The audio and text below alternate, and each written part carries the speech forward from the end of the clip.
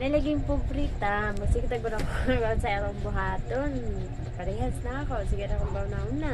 Ikan ko ga duty, sa tinuod lang, ikan ko duty.